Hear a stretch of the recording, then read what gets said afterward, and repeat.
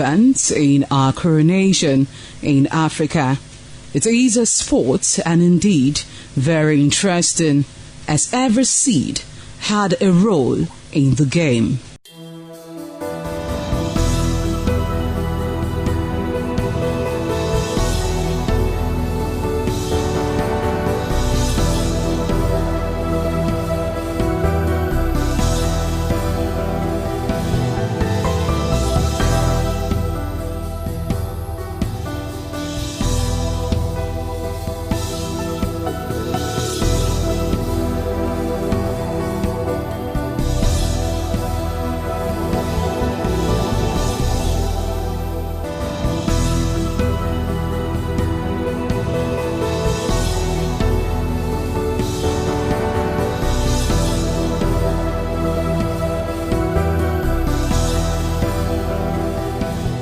Playtime is 45 minutes per set. There is no age limit as long as you can spin aqua seed. Ayo or aqua game, known as the game of intellectual. This game requires a lot of mathematical skills. Aqua game is played with carved wooden box containing 12 holes.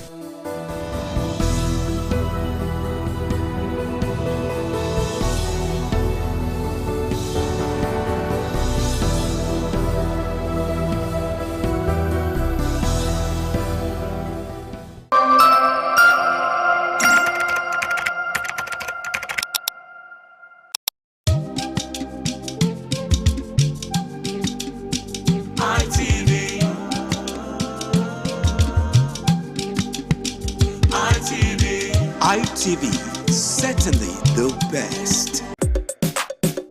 Certainly the best.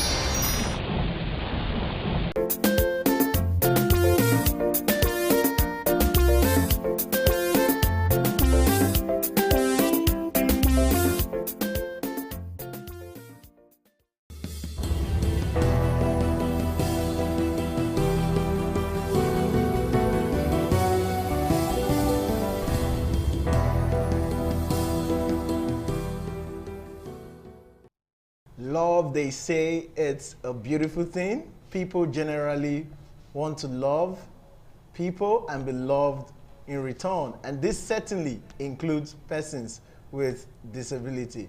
On the program today, our focus will be on the conversation we started last week, disability, dating, and marriage for persons with disability. And last week, our guest was Gift Eziani. She was on the program and she was indeed a delight. Today promises to be super exciting as well, as our guest today is from a different cluster within the disability community.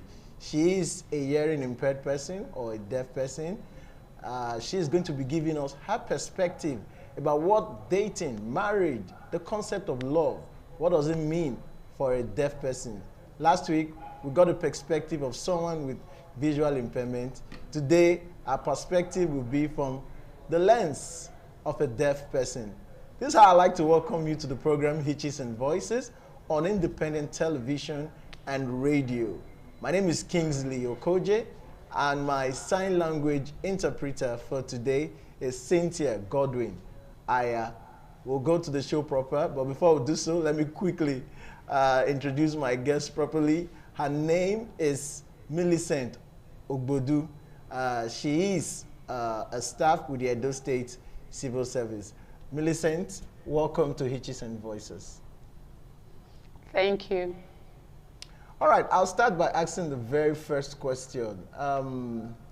There's this, notion or perception that people have about the deaf, that the deaf do not trust other persons apart from themselves.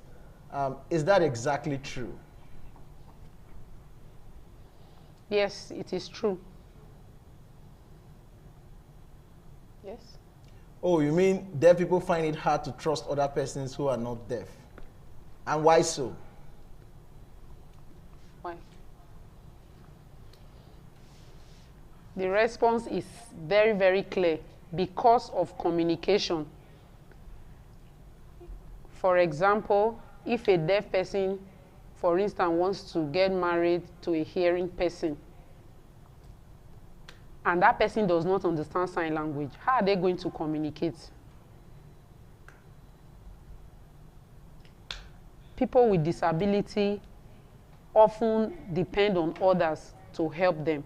So also, hearing impaired persons, they depend on the hearing persons to be their ears. But in most cases, the deaf find it difficult to trust the hearing because of communication gap. But if the hearing person understands their language, it becomes an easy thing. Fantastic. So let's move to the subject of love, dating, and marriage proper now. This issue of communication that you raise, does it influence the kind of person a deaf person wants to be in a relationship with? The issue of sign language?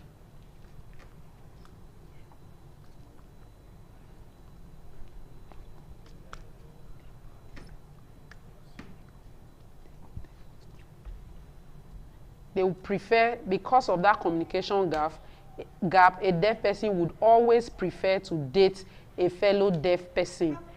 For instance, if a hearing person is communicating with a deaf person, and peradventure, even if he's a deaf as well, assuming they are in the room and there is no light, how will they communicate? So that's just our own little way of illustrating communication gap between the hearing and the deaf.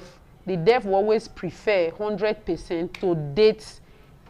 The deaf will prefer to date a fellow deaf person than a hearing person, so that they won't be in the dark at any point.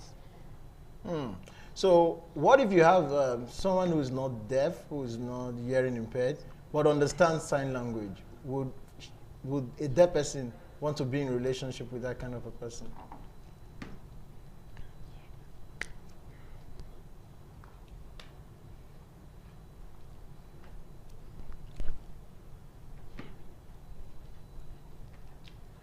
Yes, I have but on very rare occasions, I have a friend who is deaf but got married to a hearing person, although the mother of the boy is also deaf. So you can see that it's still the deaf community. So, but in most cases, the deaf prefer to get married to a fellow deaf person. That couple now that I said got married to a deaf person that got married to a hearing person, the family is doing well and they are okay. All right. It is very obvious from what you've said that marrying within the deaf community is prevalent. Deaf persons prefer marrying within their community rather than finding love outside. But if someone who can understand sign language is available, a deaf person wouldn't mind engaging in a relationship with that person. I think that's the sense you've made. Yes, she said yes. All right. I know people are a bit curious. People would want to know if a deaf person is in a relationship or goes into marriage with another deaf person and they have children, how would they communicate with their child? How would they raise their child such that it does not affect the speech of that child? People will be curious about that. Most times, hearing impaired couple often have assistance from extended family members, like mother of the bride, mother of the groom, or any of their relation who can help probably to stay with them, or the children having to go and spend some time with those hearing persons to assist them. Then in their own way, in the absence of all of these other persons, they can use the television, expose the children to sound from radio, from television, from cartoons, from phones, so that they can build their hearing and also learn how to talk. So it's not a challenge if a deaf person is in a relationship with a deaf person and they give birth. It doesn't automatically mean that the child would start having speech defects. Because people have that notion. No. That it is God that has made that. none of them, in most cases, have ever given birth to a deaf person. It is very, very rare, although they are there. But they always give birth to hearing persons, and they're able to train the children to hear and also to speak.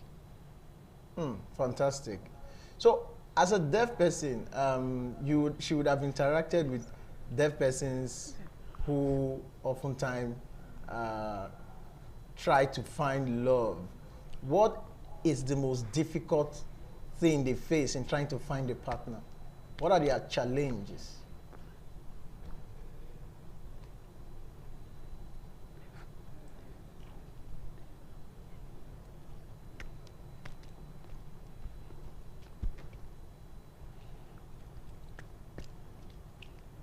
Okay, he said in most cases, hearing impaired persons, they don't have challenge in having and in finding love. But she wants to understand if your question is for a deaf person to a deaf person or a deaf person and a hearing person. Which of them? Fantastic. So if it's for a deaf person, it's not quite difficult for them. But if it's for a hearing person, it's a bit challenging. Yes, she wants to know. Okay, but I'm asking generally.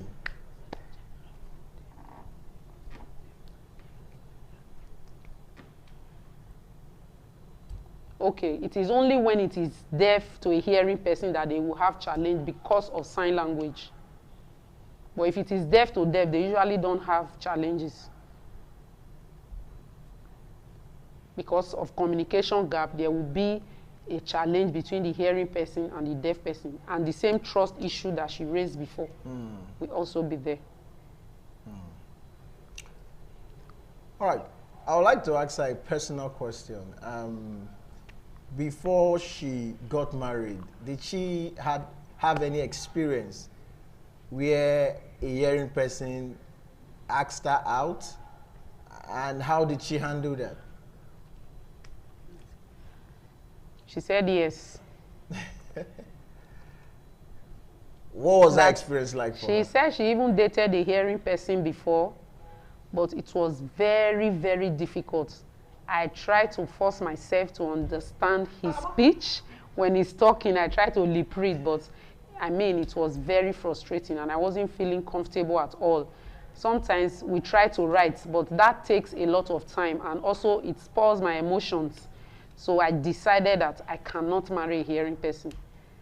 I promised myself that I was going to marry a deaf person no matter what, that God will help me to raise my children. And that's where I am today. I am married to a deaf man from Benin. I have 4 kids, and we are happy together. Beautiful, beautiful, beautiful. All right, we'll go on a quick break. We've been having a very interesting conversation with Millicent Odogwu, who's been sharing her experience with us, as perspective as far as love, dating, relationship, marriage for people with hearing impairment. When we come back from the break, we'll continue our conversation with Millicent.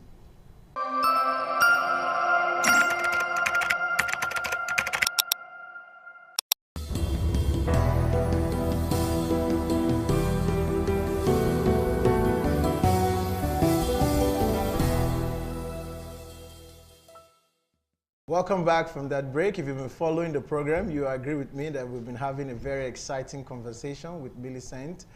She's been sharing her thoughts about love, marriage, and relationship for persons with hearing impairment.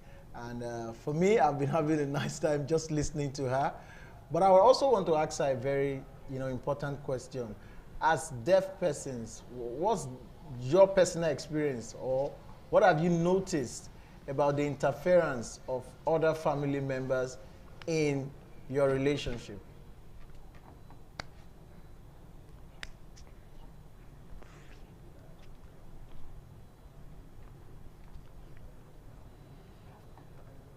Okay, for me, my personal experience has been a nice one. I'm very okay. My mother-in-law has been very helpful to me and my family.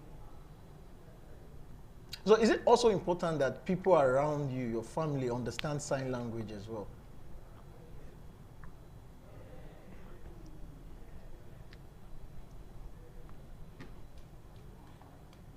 No, they don't understand the standard sign language. We just use body gesture, and sometimes we write also. most times we write. So we are able to understand each other. Okay, we are in an era of technology now. I mean, technology has evolved over time. And I'm wondering within me, does technology help in any way to foster relationship between whether it's a deaf stroke, a non-deaf person, or a deaf to a deaf person? Has technology helped the deaf community to enjoy love, to enjoy relationship, to enjoy marriage better?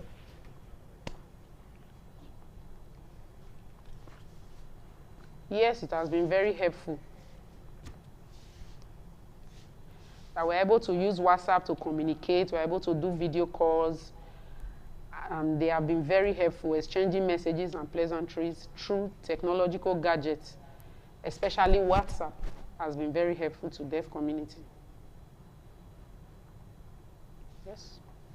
Fantastic. I mean, I'm wondering within me that in an era where these things didn't exist, I'm sure somehow the deaf community still find way to, you know, find love, you know, amongst themselves. There's this perspective too that people oftentimes want to take advantage of deaf people, particularly the deaf ladies. What's our thoughts on that?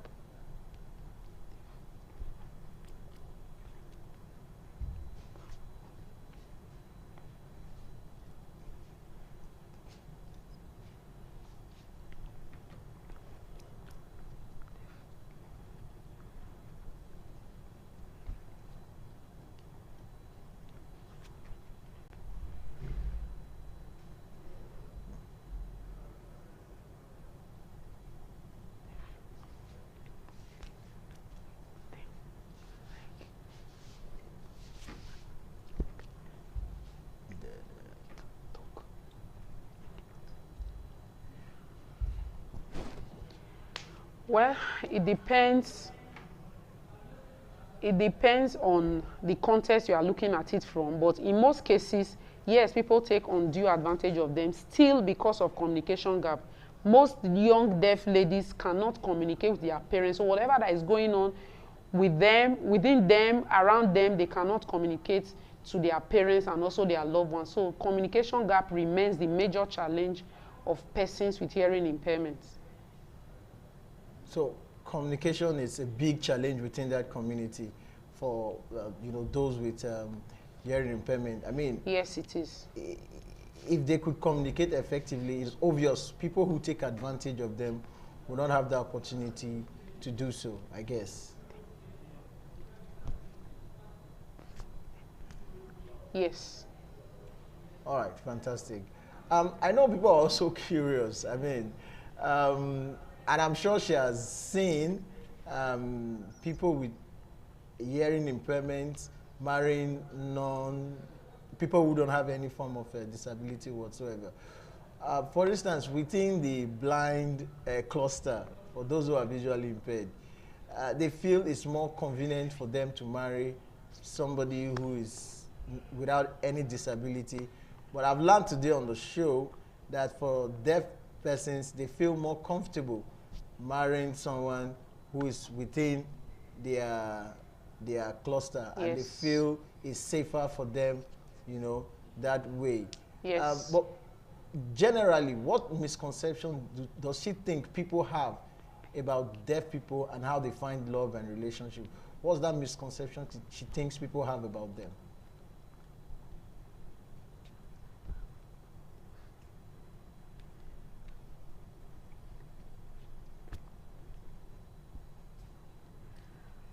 Okay, the first misconception is that people feel that deaf persons, they usually get angry easily and that they are very violent. That's a common misconception. And that's, yes, and that depends on the situation that that deaf has found his or herself. But generally, it's not true. I know that it can be very frustrating when they are trying to communicate and nobody understands them. But that notwithstanding, we still have a lot of deaf persons out there who are loving and caring, and they are nice to be with. Okay, let's move into, I know this is outside love, dating, relationship. Let's move to another concern that we've had concerning the deaf community for a long time, the issue of accommodation. I'm aware of the fact that many landlords, landladies, owners of property often decline giving deaf people accommodation or renting their houses to deaf persons. What does she think about this? Is it not worrisome to her? It is true. Sometimes they feel, the landlord themselves feel that because these people are deaf, they cannot pay. And they also feel that deaf people can also make trouble with other persons. But all of these are misconceptions. The deaf persons are not animals. We are humans like every other person. So if we go out in search of a place to rest our heads, it is within what we can afford. We don't go for what we cannot afford, and we never go out in search of accommodation with the intention of not wanting to pay rent or causing trouble. So we should be accepted in the society, and we should know that every one of us have his or her own challenges. If it is communication, for me, the phone has made it very, very easy for us to communicate with other people. But people don't even want to open up to accept us, so it becomes very frustrating. All right, beautiful. Back to the love conversation and the relationship conversation. We've discovered that deaf people get married very early. You see at 21, 25, deaf people in their mid-20s, early 20s, they get married very quickly. Why so?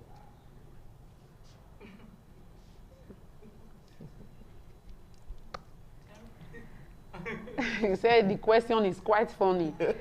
That for her, she feels that whenever anybody finds love and you are matured enough, you have found love and you can take care of yourself and the family, why not? What matters it all is, has the person found love? If yes, and the person is matured enough, has all the resources, the person can go ahead to get married. Prefer marrying within their cluster. Have they had situations where family would want to force them to marry people without, or a person without a disability? Has there been experiences like that? Yes. Personally, when I was young,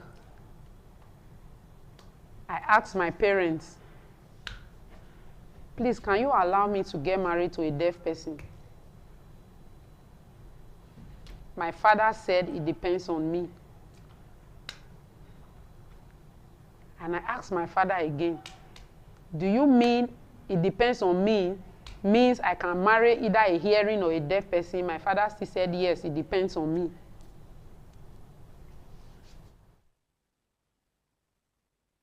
Okay, but my mother actually wanted me to get married to a hearing person. All right. But I'll ask this very final question. People also think, but I've seen, okay, if I say I've seen, some people will question it. But I've noticed that most deaf ladies are very beautiful. I mean, does she agree with that? Yes. I've seen a lot of beautiful deaf ladies in my lifetime, and that's quite fascinating. All right, it's been an interesting conversation on the program today, discussing or having a chat with Millicent Ogbodu. She's been on about the subject of love, relationship, dating for persons with hearing impairment. And I hope you learned a couple of things from her today. And she's been able to dispel some of those misconceptions people have about people with hearing impairment, particularly when they give birth to children. People often think that, oh, automatically, because the parents can't talk, it's definitely going to affect the speech of that child. That's really not the case. Thank you for following us on the program today. Thank you for watching on TV and listening on radio. We'll do this again next week. My name is Kingsley Okoje, saying spot the hitch and be a voice. Goodbye.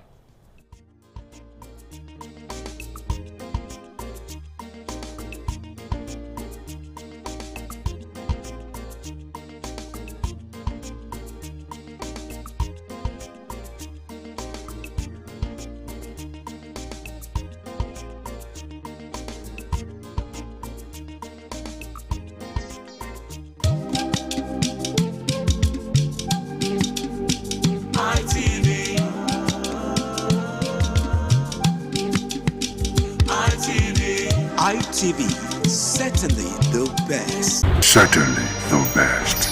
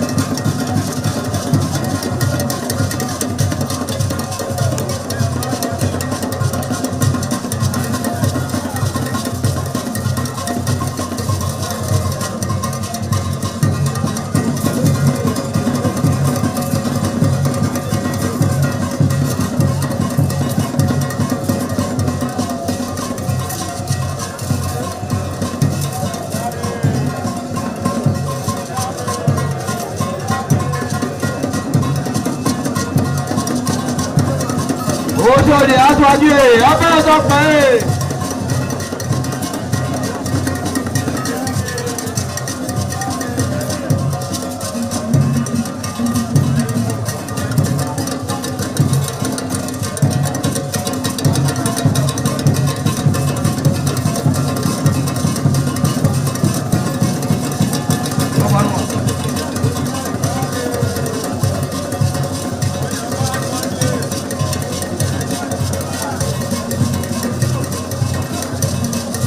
Àyàbá sọ́kè abẹ́rẹ́ pé.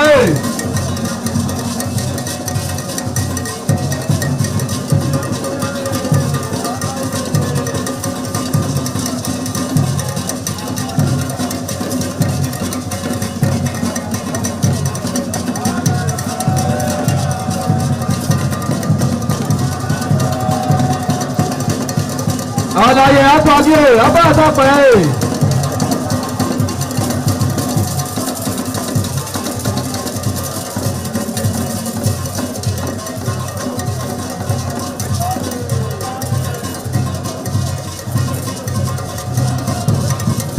Wajua.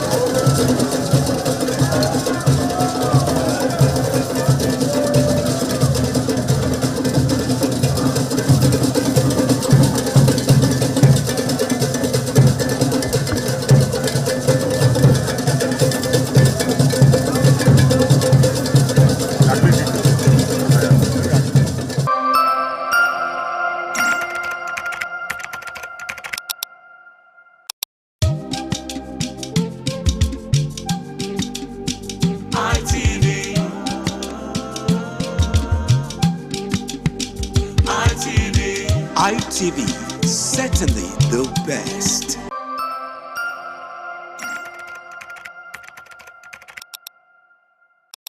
Certainly the best.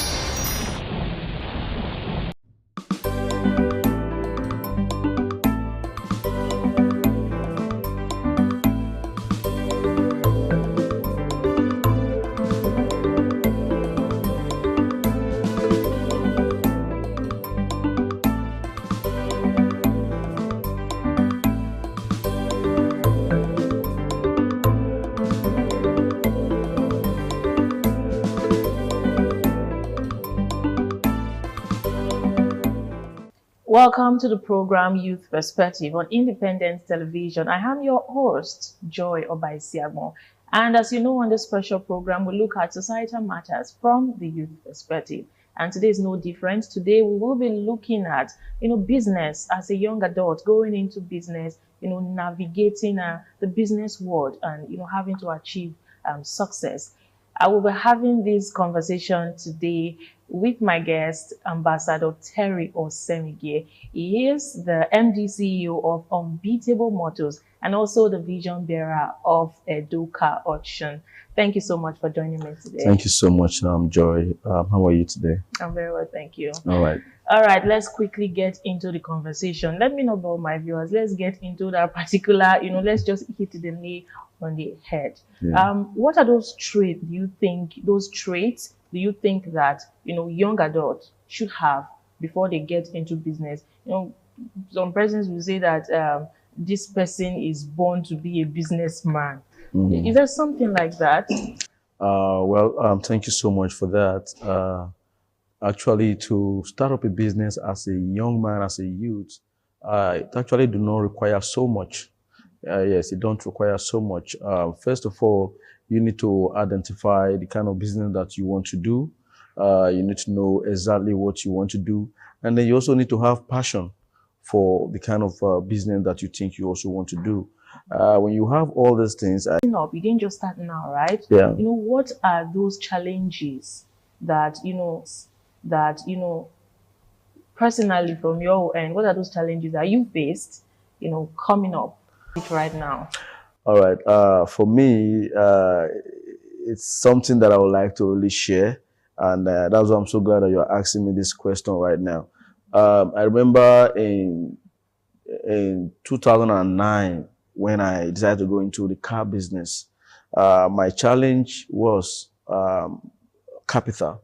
You will agree with me that to do car business, you can't start small. Mm-hmm. There's no way you can start small doing a car business. That's just the simple truth. So, but truly, when I started, I didn't have the cash, the capital to start.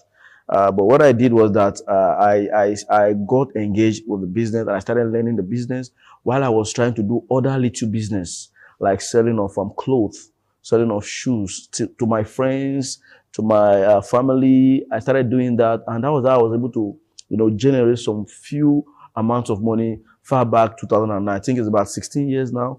I started like that, and before you know it, because the business as of that time was the business that I really want to do, I actually look around and I said to myself, car business is the only business that I like.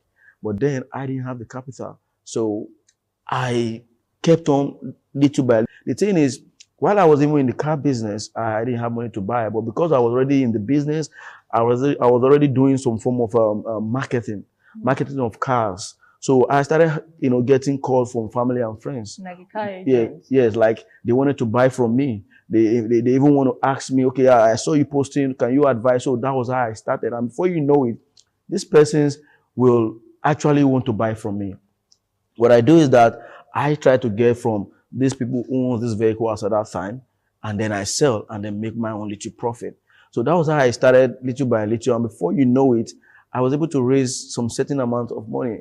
I could remember very clearly the first money that I raised to actually bought a car to sell was about 380,000. That was in the year 2012.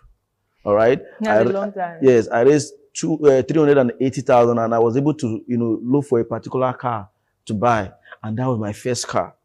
All right, and even the 380,000 at that point, when I actually wanted to buy the first car, the car was like 420,000. All right, so what I did was that I have a boss of mine that I was working with then, of blessed memory, though he's late now. His name is Idaosa Jos Bazwaye, JBS Estate. I used to work with him under the entertainment sector then. And then I went to meet him and I told him, I said, sir, I'm into this business, and for the first time I've been able to raise some money and I want to buy a car to start selling. Let me just start with this. And he was like, oh, really? I said, yes. Okay, what do you have? How much do you have? I said, I have 380,000. I said, okay, how much is the vehicle? I said, 450,000. He said, okay, no problem. That was how he gave me the balance of that, Now, he told me one thing after some time. He said, the reason why I gave you that money is because over time, I have seen it in you that you are a business-minded person and you are serious with what you're doing. And that's why I gave you that money. So ever since then, I was able to grow that 450,000 naira into millions. I grew to a stage whereby I was able to, open my own car shop. I was able to incorporate my own business, So this is how I started. So while I was also doing that, another thing that you must also look at is when you are trying to grow a business, you must try to move with the right set of people. You must have to follow good link, good network. You must have to, be able to go out to events and try to, identify with people, connect with people. And you also need to let people know this is what I'm doing. All right. And while you are doing that, you also have to look at the area of taking your business beyond just, staying there. You have to take it to the social media. In fact, I could tell you for free that in car business in Edo State, I am one of those who started marketing on social media. I can tell you that in Sapler Road as a whole, where I started my car business, I am one of those. And so many car dealers will tell you that when this issue of using WhatsApp to get to customers, get to your bring your co-dealers together and I started it. Until now, one of those group that I created has amounted to about 43 million people on Facebook. That's quite a huge yes. success. And so talk to us about those down moments that you have to now learn from. It's not all rosy. True. A lot of times. True. So talk to us about that, the failures where you have to stand up and be like, okay, I have to keep pushing. Yeah. Things like that. How was it for you, the journey? Okay. Yes, every business has their ups and downs. When I was coming up, I used to have, some of these challenges like you not having in my own line of business, because every business have their own various challenges. Yeah. So my own business, my biggest challenge was that I didn't have enough capital to start it. At one point, at a given point. So I started small, and the bad thing about car business is if you have just a car, the car can remain there for almost a year. All right, because you have just a car. It doesn't go bad. Not like it doesn't go bad. The good part is that it does not go bad. Car business, when you buy your car, you leave it there. It can be there for another 2 years.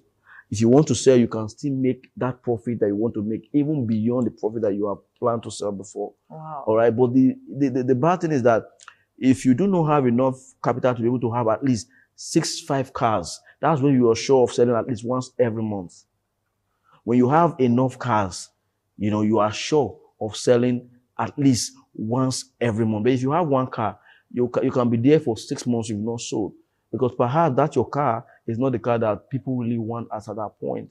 But if you have more of those vehicles, you can always sell. And so what it means is that, I wasn't making money more often, but the business is so lucrative. People make money here and there every now and then, but it depends on when you have enough capital. So it took me a very long time to be able to, I kind of pass that stage. And I was able to pass that stage because I was well recognized in the business. I got involved, with so many people, politicians, entertainers, businessmen. And if I couldn't sell my car, as a friend, as a colleague, or as somebody who I've done business with before, you can decide to bring a car for me to sell. So before you knew it, I started getting people giving me, so much vehicle in my own care to sell. So before you know it, I'm having like 10 cars already. All right. Because over time, I've been able to, sell myself. And not just that, you have to be able to show people that, yeah, they can trust you with money, because dealing with car business is dealing with money. Exactly. And people can come and give you a car worth, 10 million and say, help me to sell. So it's like giving you 10 million naira cash to help sell. So people always look for that person that they can trust. That person who has that, fear of wanting to keep his or her name, to ensure that their integrity, exactly, that's the right word, of wanting to keep their integrity. Those are the people that they are always looking for to engage in business. So if you are also trying to do any form of business, you must also ensure that you have integrity. And that integrity must be seen in you.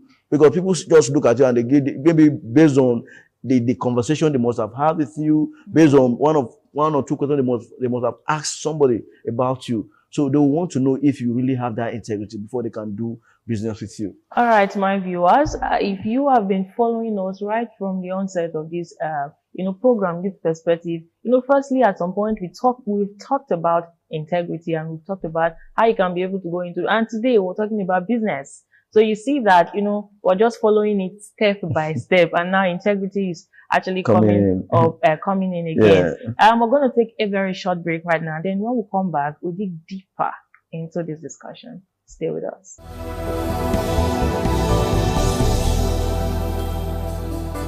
All right, welcome back. If you're just joining us, this is still Youth Perspective on Independent Television.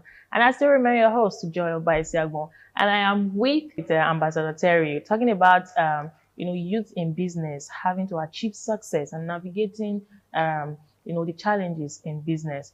So let's move forward, actually. Talking about mentorship. You talked about networking. I don't think in any business that, any young adult would want to go into, they wouldn't want to need a mentor in it, right? Yeah. Yeah. So talking about mentorship, how do you think young adults can actually, leverage mentorship in achieving success in business generally? Okay. I think mentorship is one way to grow in business, because you must learn from someone before you can grow in that business. And it also requires a lot of, being dedicated. All right. Because people like to take those who are dedicated before they can say, okay, this person, let me show them this way. So first of all, you have to be very serious with yourself, and then you have to be loyal. If you're working with somebody, you have to be loyal so that the person can actually use his whole complete mind to say, okay, let me, tutor you very well. So mentorship is very, very important. All right. Personally, I actually went through mentorship in car business. In fact, before I got to this stage, I have tried some certain things before I actually, came into car business. Okay. So that means that you have to keep trying, till you are able to get what you feel you want to do. And you got to keep meeting the right people and making them understand that you are ready to learn. You are ready to, follow their footsteps and let them mentor you. All right. So when you keep bringing out this form of attitude, people will take you so seriously. All right. So for me, my car business, I am 100% open. By the grace of God, I've been able to, mentor so many youths, in the past few years, let me say the past 10 years, I've been able to mentor some youths.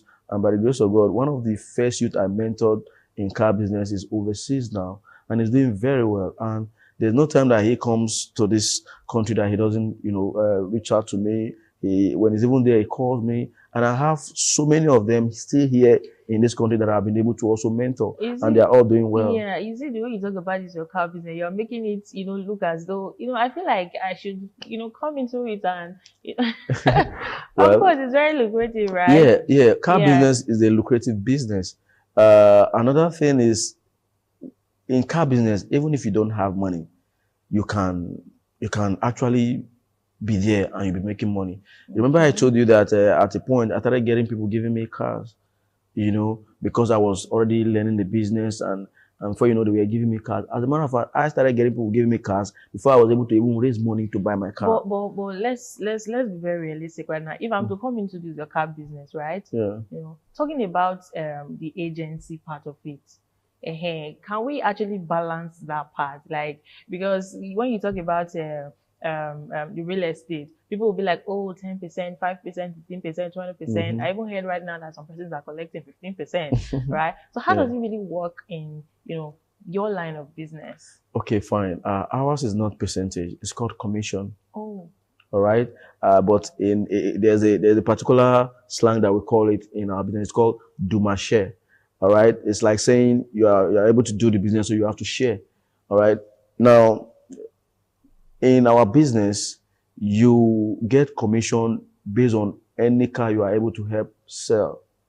All right. And there's no particular amount to the kind of commission that you might get. Yeah. Sorry to cut you short very quickly. Talking about these finances in business, how do you think we can actually manage, having to, take care of responsibilities and knowing when to take risks in business, generally speaking? Well, taking risk in business is something that one must always do, because if you don't take risk, at times you may not grow. Exactly. But again, before you take the risk, be sure that you have been mentored. Be sure that you've known, the business. Be sure that you understand the business that you want to go to. Be sure that yes, you like the kind of business that you want to go into. That's what matters, because getting capital to do a business is one of the biggest problem anyone can face. It's always not easy to get capital to start a business. That is why I said earlier that you must have to start very small. All right. In my kind of business right now, as it is right now, you can be there and helping to market my business. And when I sell, I send you a commission, and that commission is from 100,000 and above. All right. It depends. If it is between a car of like maybe 2-3 million naira, be sure that you can get like 100,000. If it is between a car of 5 million, be sure that you can get like 200,000. So it depends. If it's a car of like maybe 10 million naira, be sure that you can get like 500,000. I don't know if you get my point. No, yeah. So, but it also depends on how you are able to, because another thing is when you bring somebody to come and buy a car from me, that person is your own sure connection, right? So you also have to some extent, some influence in that person. So you are to do your own part to ensure that the person eventually buys from me. Because I'm not the only marketer out there. There are so many other marketers. All right. So other persons who are also selling are also trying to sell. So you who is bringing that person to me should be able to also do your best to ensure that the person eventually buys from me. All right. So by the time the person eventually buys from me, you are sure of your percentage. All right. So that is the way it's done. Whether you say it or not, as long as you're able to bring a buyer to me, before you leave, I'll tell you, send me your account number. Since you bring that buyer, and I'll send you money, because I understand that you have just done your job. Because it's not easy to get somebody to buy your product. All right. So for you to bring that person to me, you will be well appreciated. All right. As we've heard from Ambassador Terry, he's actually an ambassador, so he's open to teaching you how to go into car business if you're willing to, help you and mentor you go through it. So very quickly before we go, we cannot totally rule out, the set of people that are actually in business right now. A lot of them, their business have gone down, looking at Nigeria economy. Yeah. So lastly, before we go, your final words, can you actually, help us talk to us. How do you think, people like that can actually come out from that and bounce back into business and, see that it goes well? Okay. You see, the situation in Nigeria right now economically is telling on everybody. No business that is not feeling it right now. Even in car business, I remember some years ago, some certain amount of money can get you up to 10 cars. Some years ago, with 20 million, I can get 10 cars. I don't know if you get my point. But that 20 million today can just get you 2 cars, let me say 3 cars maximum. Depending on the kind of car that you want to buy. And, Nigerians love sophisticated, things. And the kind of cars that are actually, sellable in the market, that are of high demand right now in the market, are the kind of cars that you want to get. All right. And if you fail to go and get the kind of car that is, that's not in the market, then you'll be rest assured that you're going to lose. You're going to lose because at the end of the day, the car will remain there, and perhaps you have to go and sell it below the price.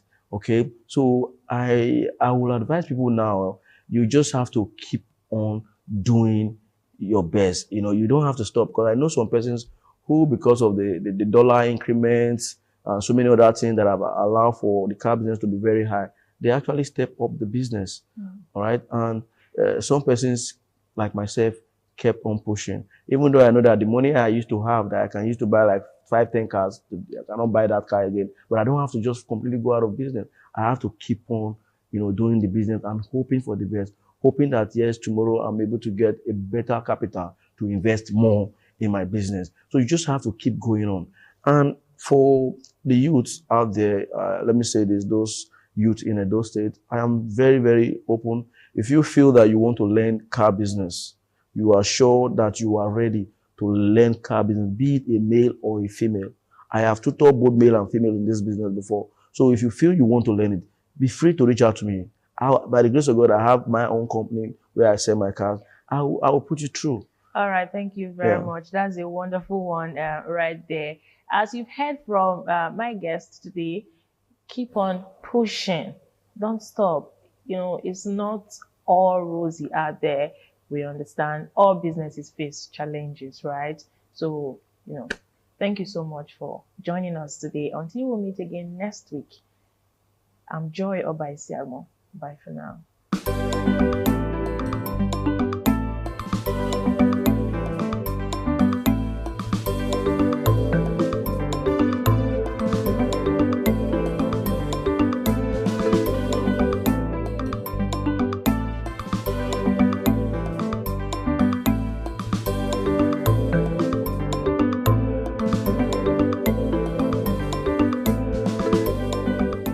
Certainly the best.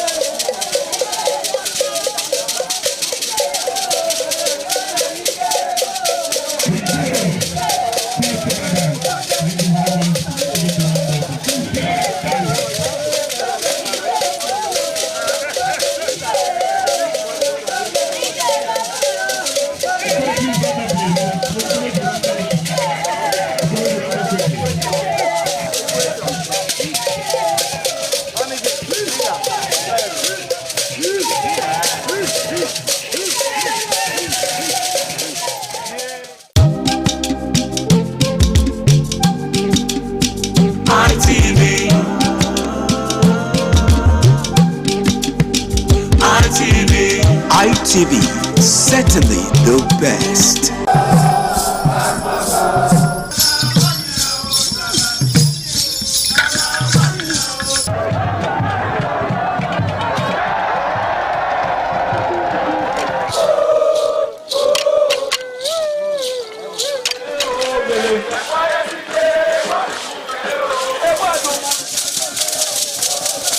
The new Edion expressed excitement as they danced and rejoiced before the Esama of Benin, Sir Chief Dr. Gabriel Osawari Benedion, who also joined in the dance.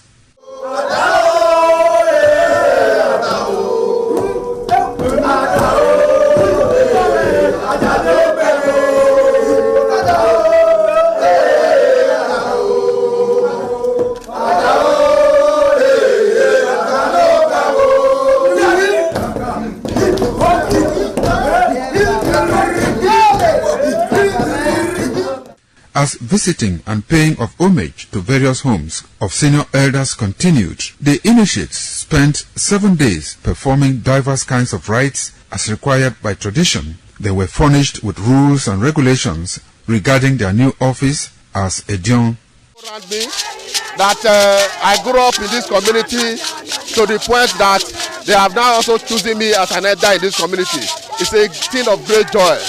All thanks to the Esama of Benin, my people, my family, everybody, all Okada community for this great honor. I am very, very grateful. Well, this is my brother. I'll call him my uncle because he grew up with my father. I'm so proud of him because we are doing the same rituals as the Edions of the Okada. It is our duty for us to make this place a greater place, for outsiders to come and see the goodness of God in Okada. And I'm proud of every one of us here. So shall it be to each and every one of us in Jesus' name. Odion ma Okada zima Esama zima dion Bona zima dion Obala zima dion Malawe ma ari Esama dion na ni ma do pon Esama ni ma do gbe ken Esama e ma adi o wa na Esama ma gbe ken ne o sa abo obuyo bi to ne baba no ge to ni maga no dia mi maga ma ni do gbe ken ne de na e ma ya fe e ma ato o e ma agbon o oro pa ewu dori e ma adi awo re ne o be ti agbon ya no we mi maga me ni just Christ no mi afa in Esama in our father's house in respect of our initiation to elders Edion level. As tradition demands, we are here today to come and also pay our homage to him, to also for him to also pray for long life and prosperity. The climax after 7 days was paying of homage again to the Edion way, where he gave the initiate the full rights to function and to henceforth participate in meetings with Edion. It will go down in the history and minds of Okada community, Ovia people, Edo State, and Nigeria in general. The ambience, style, and the colorful ceremony associated with the 2025 initiation into the Edion Council of former Governor of Edo State, Chief Lucky Nosakari Igbenedion, his brothers Bright Ayamakwe Igbenedion, Honorable Charles Osenwige Igbenedion, Peter Osawari Igbenedion, Dr. Fred Osawuni Igbenedion, Barrister Mike Osane Igbenedion, Executive Director Operations, ITV and Radio, Chief Elder Gbede Onwunse, Honorable Efosa Douglas Igbenedion, Ukponwa Igbenedion, Osawe Igbenedion, Edosa Igbenedion, Dr. Daniel Omorige Igbenedion, as well as Agbong Steve Igbenedion, among other sons of Okada.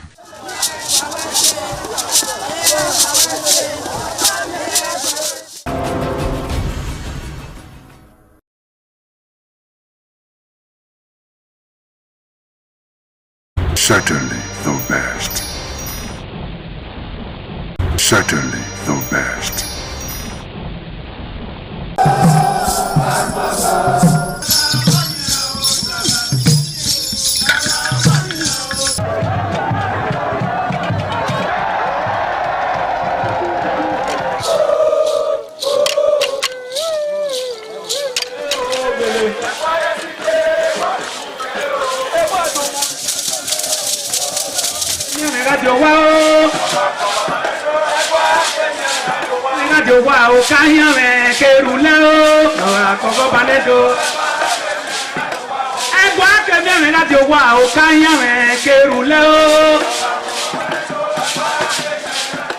Omonomba Nedo Ukwakbalopolo Ewai II, Oba of Benin, performing during the 2025 Ododua Festival. Ododua Festival is unique as it was organized in honor of Ioba Omoni Hwoyeme, Ioba Ewai II, as part of activities for her burial rites. The rich traditions and cultural heritage of the Benin Kingdom were showcased when His Royal Majesty Ewai II engaged the floor to perform during Uge Ododua in the palace ground in Benin City. In the dance performance, the Ogbelaka royal drummers supplied the needed impetus and rhythm for the dance. However, tributes are paid by the head of Benin deities to the monarch, who was the cynosure at the events. The event can best be imagined as the spiritual rejuvenation, stunned, spectaculars and guests at the colorful ceremony. 7 masquerades representing 7 spirits and deities conveyed different meaning in company with the head of the deities of Benin, with the Oba of Benin, who exhibited a grand cultural dexterity in his dance steps.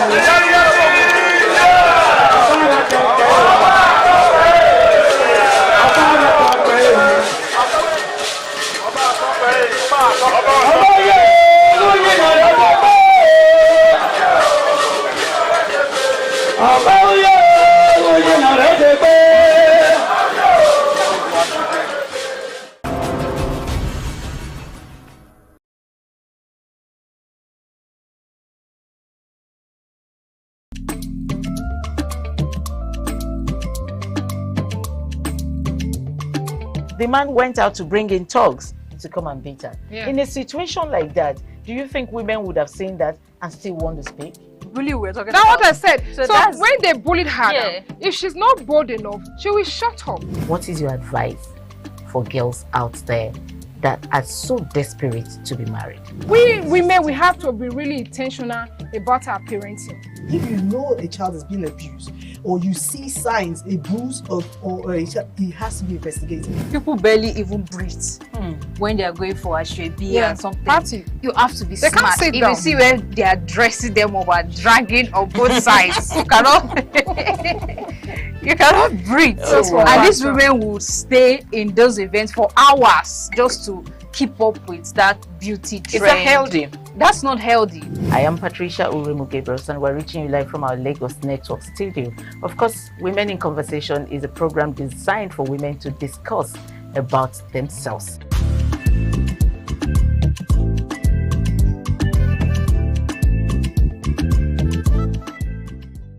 Certainly the best.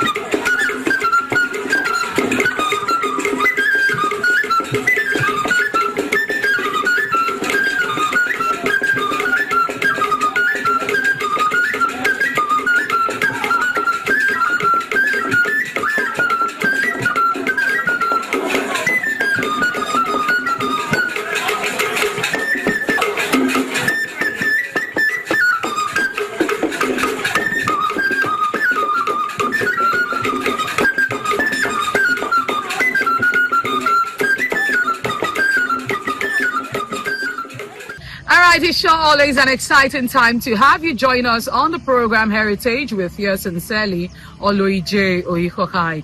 Today on Heritage, we'll be taking a trip down to Zimbabwe to go see what they have for us in the Mbende dance. Now, this is a special dance that has been done during festive period. Yes. Now, as of 2024, Zimbabwe had a total population of 16.63 million people. So today on Heritage, we'll be seeing all they have for us today and letting you know that all we do on Heritage is getting you closer to your culture and tradition. Don't go nowhere.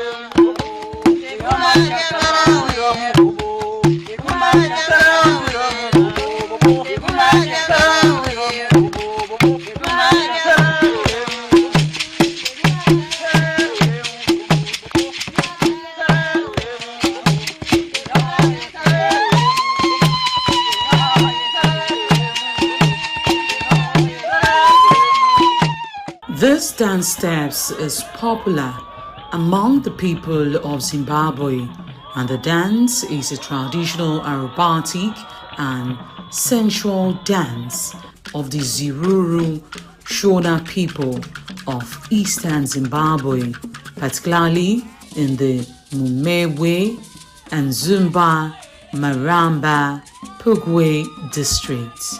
The dance is characterized by rhythmic drumming and movements that mimic a burrowing mode, and it accepts the pressure of colonialism through its cultural importance and recognition.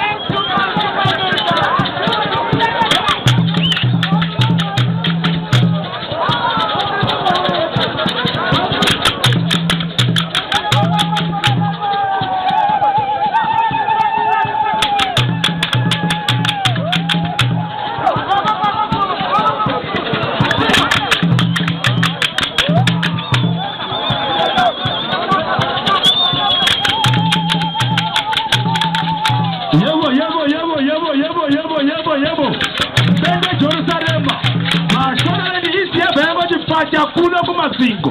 Woka mure wa wona ne waru para papa dando Jafara Hotel. Kiribo mudo kompanda na teu. Yewo harware babako. Thank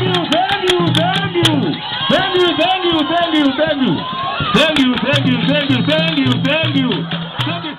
The Mbendan dance is interesting due to its energetic and aerobatic movements, its unique nature, and its cultural significance in Zimbabwe. It represented fertility and sexuality.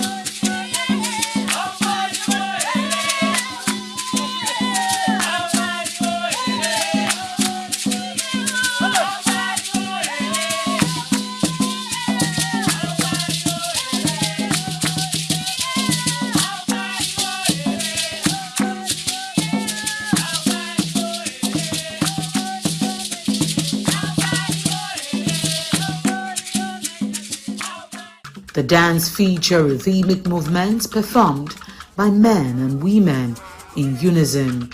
The dance is propelled by single master drummer with accompaniments from men playing with block, hand clapping and whistling.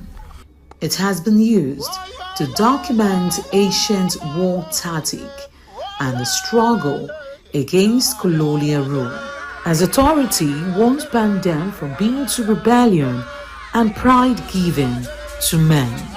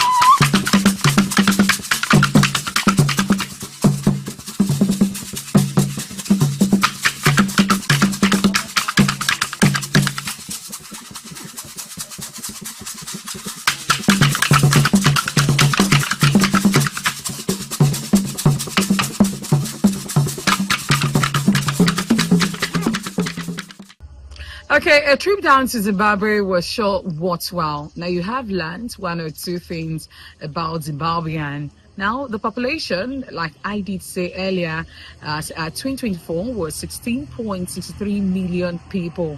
Now it's all about culture and tradition, getting you closer. That is what we know how to do best. So we'll be seeing you again next week for another exciting time on Heritage. All the way from Zimbabwe, we're saying to have yourself a blessed day. Bye for now.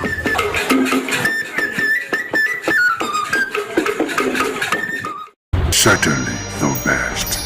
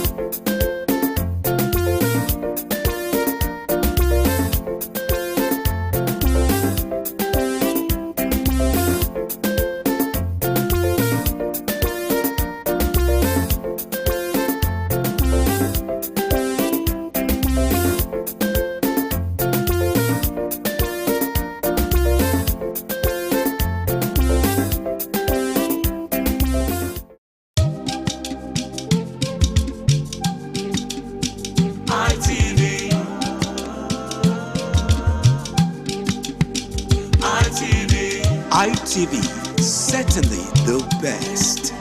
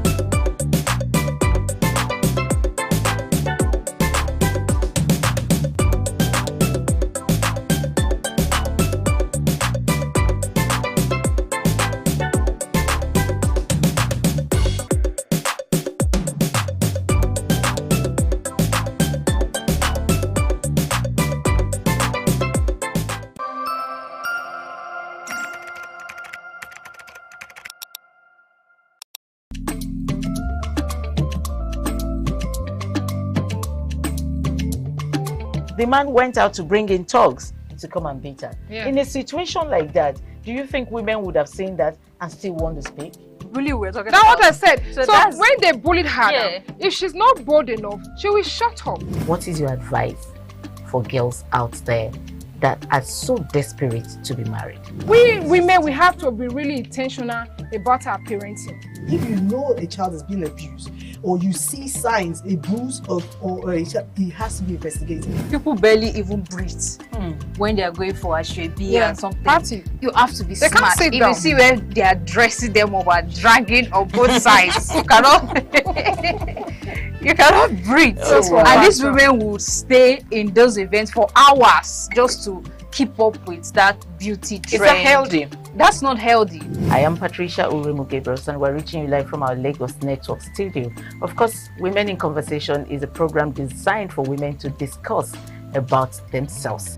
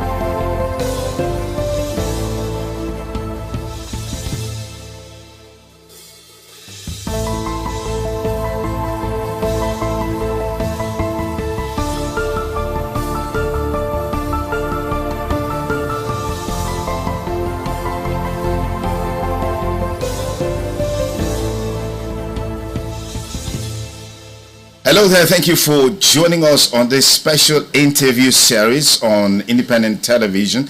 And I'm Sonny Duke Okosun. Our guest today on the program is the Ambassador of the European Union to Nigeria and ECOWAS. As a matter of fact, the Ambassador of the European Delegation to Nigeria and ECOWAS, His Excellency Ambassador Gautier Mignon. Thank you for obliging us your time. Thank you very much for your kind invitation, sir. Okay, how would you describe your presence in Benin so far? Is this your first time in Benin City? Actually, it's my second time, but I came in a private visit the first time because I hadn't presented my credentials yet to Mr. President, so I could not engage officially by the time. So this time it's the first official visit. And I came really with an intention to see how, to review the cooperation we are having with Edo State and to try to see how we can scale it up. But I took the opportunity to visit yesterday to participate to a private preview of the Museum of West African Arts here in Edo State, which is a project I already saw last year when I came first to Benin City. Also, so how would you describe the level of partnership between the European Union and, of course, Nigeria, and particularly Edo State? Well, with Nigeria, the European Union, together with its member states and its development banks, which we call Team Europe, I think is the first partner, is Nigeria's first partner in many areas, in trade and investment in particular, and also in cooperation in many areas. And we have 730 million euros in grants for bilateral cooperation with Nigeria between 2041 and 2027, plus also sizable amounts of loans, subsidized loans. And with Edo State, we've had good cooperation in several areas. I'm thinking in particular of support to migration governance and support to stranded migrants returning to Nigeria, and many of them are from Edo State. And in the last few years, we supported more than 23,000 people to come back and reintegrate into their communities nationally, and many of them in Edo State, just to name an example. So voilà, we think we can do more in other areas. We're also working in digital economy, in renewable energy, and also in projects for communities. But I always come with states so important like Edo State with an idea of how to try to improve and strengthen what we are doing already. All right. What is the policy thrust of the European Union in terms of opportunities for young people as it relates to education? Well, for us, education is key, and young people are a cross-cutting priority in a country like Nigeria. So in all our projects, we integrate a dimension for young people and also for women. And in particular, as far as young people are concerned, we are funding a big national project called Nigeria Jubilee Fellowship Program. It's about helping young graduates to integrate into labor markets by funding a 12-month scholarship for having internships in medium and small size enterprises or public service to get a first professional experience. And this is something that we are now scaling up with the federal government. And we are also offering possibilities of studies in Europe, particularly through the Erasmus program. We have more than 100 Nigerians going every year to Europe to study a master in the framework of the Erasmus program. All right. What is the policy thrust of the European Union in terms of opportunities for young people as it relates to education? Well, for us, education is key, and young people are a cross-cutting priority in a country like Nigeria. So in all our projects, we integrate a dimension for young people and also for women. And in particular, as far as young people are concerned, we are funding a big national project called Nigeria Jubilee Fellowship Program. It's about helping young graduates to integrate into labor markets by funding a 12-month scholarship for having internships in medium and small size enterprises or public service to get a first professional experience, and this is something that we are now scaling up with the federal government. And we are also offering possibilities of studies in Europe, in particular through the Erasmus program. We have more than 100 Nigerians going every year to Europe to study a master in the framework of the Erasmus program in particular. Fantastic. If you just join us, we have with us the ambassador of the European Commission delegation to Nigeria and Africa, who is in Edo State currently on a private visit, engaging him on a wide range of issues, looking at the partnership between the Commission and Nigeria, and particularly Edo State. Ambassador Migno, let me quickly take you on a trending issue in Nigeria right now, which has to do with violence, extremism, and the talk around genocide against Christians is gaining momentum across the world, particularly in the US and several other places. What's the Commission's perspectives on this issue, and what is the intention in terms of helping Nigeria to deal with banditry, Boko Haram, and all other extremism that we're seeing playing up in the country right now?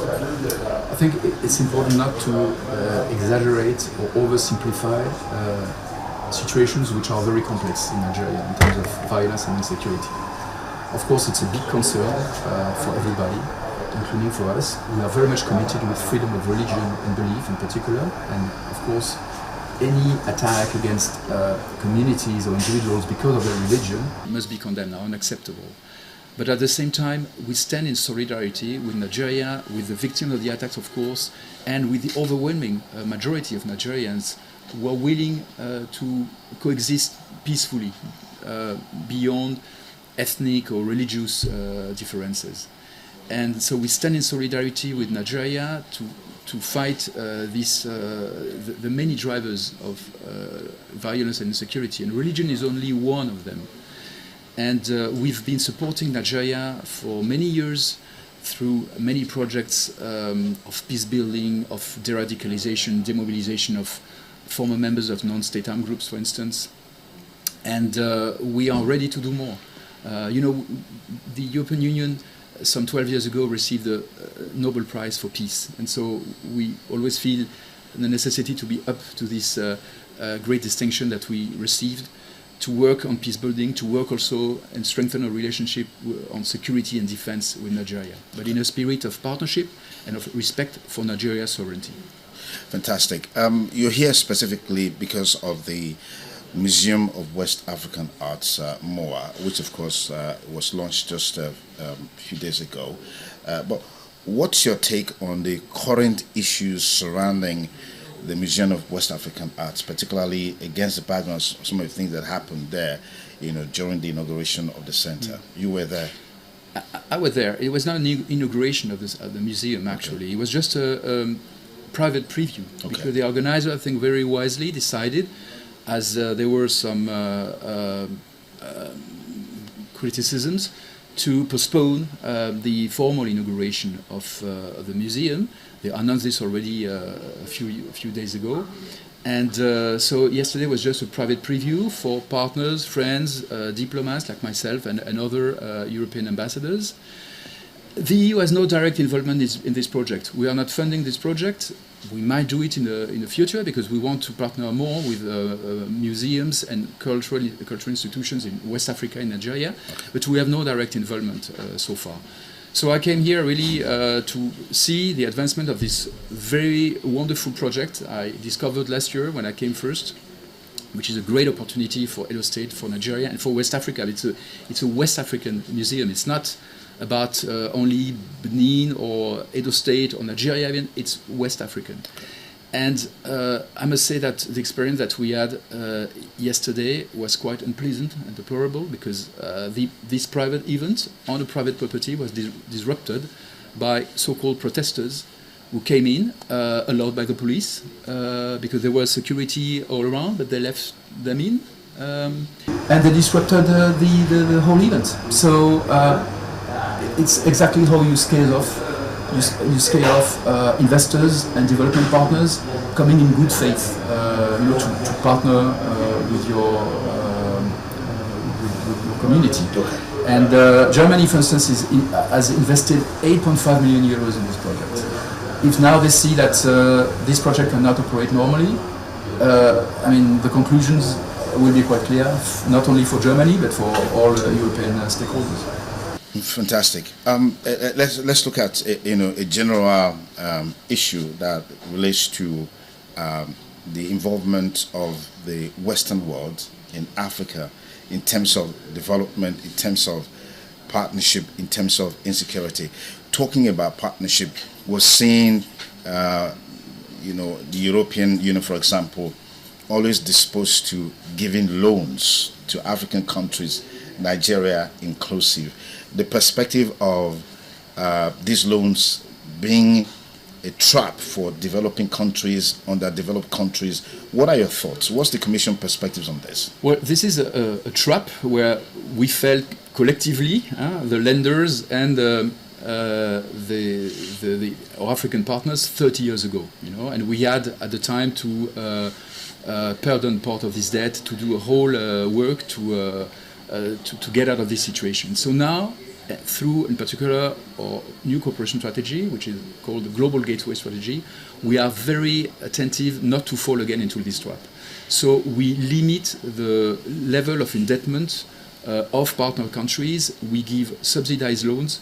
We don't want to fall again into this trap. And what we are seeing with concern is that African countries, some of them, are falling again into this situation with other lenders, not the European Union, because we've learned from our first experience. So this is why now we work very much with financial instruments, blending loans with grants, for instance, subsidized loans which create revenues for the country, so making sure that they can be reimbursed. So it's really a point we are very attentive to. On a global scale, we've seen the disappearance of peace, so to speak, at the global level. I mean, the Hamas-Israeli crisis there's a ceasefire, there's some sort of agreement, but we're still seeing some measure of violence. We saw recently the RSF activities in Sudan, particularly in Al-Fasher. That crisis is still going on. And these activities or events that are unfolding globally that undermines peace globally, what's your perspective of the fact that it's like the world is hamstrung in terms of dealing with these issues, nipping them at the bud before it blossoms, it flourishes, snowballs into huge crisis like you're seeing now in Sudan? Hunger is there in Hamas. There's starvation, there's poverty, and all of these issues happening. Why is it so difficult for the world leaders to have a consensus in terms of how they can collectively respond to these issues? Because we have collective rules in the United Nations Charter, international law. And what we have seen over the last 10 years or so is that very important players have not respected these rules. Take the case of Russia in particular. Yeah, Russia and Ukraine. The Russian invasion to Ukraine, which started in fact in 2014, then it became full scale in 2022.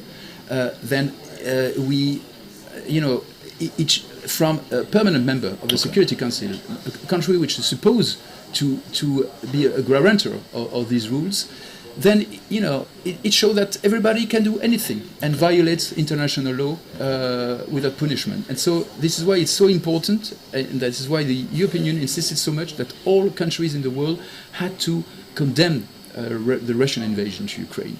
And most countries, including Nigeria, have done that. But others, including large democracies, have not done so. When you say large democracy, are you talking about the US? The US has done so, but others have not. And then, other crises also popped up. And then when the law starts to be broken here and there, it just becomes contagious. Ambassador Gotna Migno, thank you so much for your time. Truly appreciate this conversation. Pleasure. Thank you, sir. Okay, I've been talking with Ambassador Mignot, who is the head of the European delegation to Nigeria and Africa, is currently in Edo State on a visit, and we've been engaging him on a wide range of issues. Thank you for staying with us, and have a beautiful